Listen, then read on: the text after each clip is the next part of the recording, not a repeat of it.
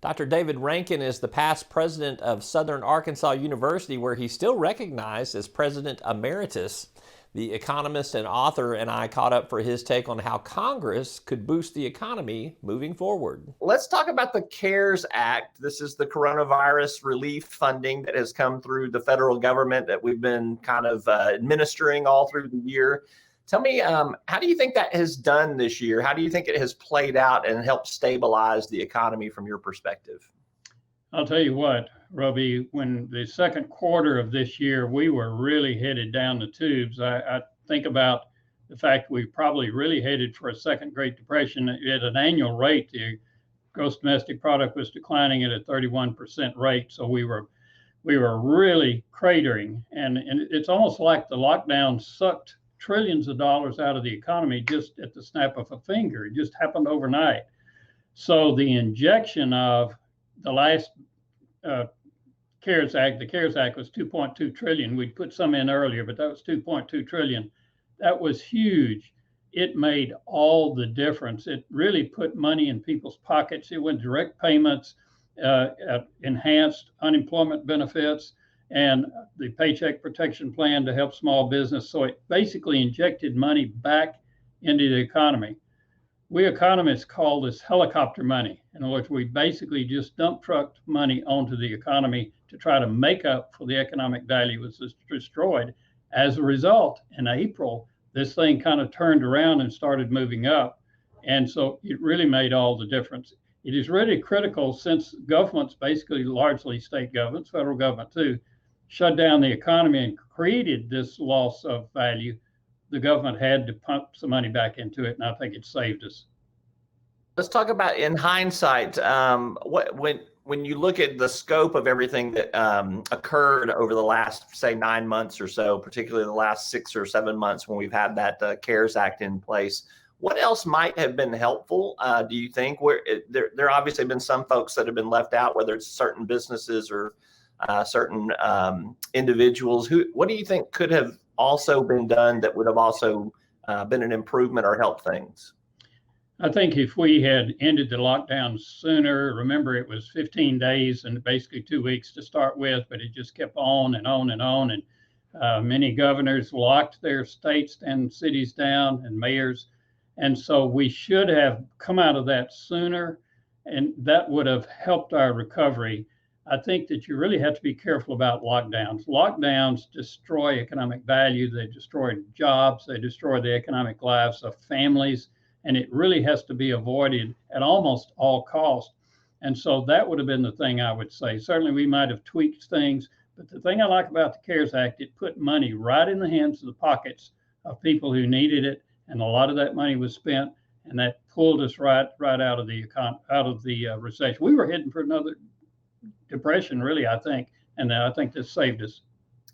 Yeah, there's a lot of consumer spending activity through those lean months that you're talking about there. So Congress right now is debating maybe something in the short term. I think after the first of the year, we may see even another conversation in Congress. But right now, there is a short-term deal that is at least being discussed. As we speak, it could obviously, they could have a press conference and announce what it is. But when you look at what is being discussed right now, there is some more money of potential stimulus to go to individuals to, again, pump that consumer spending. Again, I think there's been some contention over whether or not cities and counties need local aid. What do you see out there that's in the congressional conversation right now that you think would be a positive to come out of this additional conversation that they're looking at for legislation? Well, I know there's a lot of politics involved. Democrats want certain things, the Republicans want certain things. I hope they're going to come together. I think $1 trillion is not unreasonable. I think the enhancement of the unemployment benefits, although there is an incentive to stay unemployed, there's no question about that, at least it puts money in the pockets of people who have lost their jobs. I think there'll be more Paycheck Protection Program involved. And I think that this is the kind of money that we need. Also, there may be I don't know if there's going to be help for state and local governments. I know the Democrat side of the aisle wants that very much, and we'll have to see if that's going to happen. A lot of state and local governments are in terrible shape. Basically, though, I would say, Roby, Arkansas has done remarkably well. And I think we've had good policies at state level dealing with the pandemic, and it's really made a difference. But I think $1 trillion is probably where it's going to shake down, and there'll be a lot of compromise on the way to the final bill.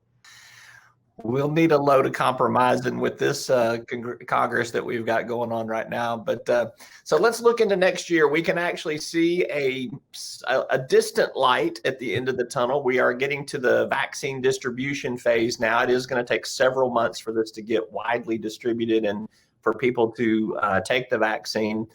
What's a realistic timeline to you of when we should start seeing some sort of return to normal, as whatever the new normal is going to be? Do you think it's going to be the first or second quarter of the year? You think it's going to be a lot more down the road than that? I really look at the second quarter as being an area where we probably could break out. I think this vaccine is probably already changing people's mindset, and they're becoming a little more of, hey, there's hope here, and we're going to move ahead. Stock market above the Dow Jones Industrial Average above 30,000, and so the stock market is saying, we think we're getting ready to break out.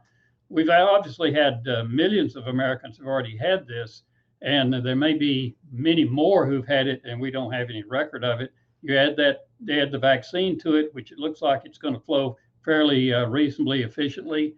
I was thinking maybe March that we might be looking a lot better. That would be almost 12 months to the day that everything started falling apart. So I'm encouraged.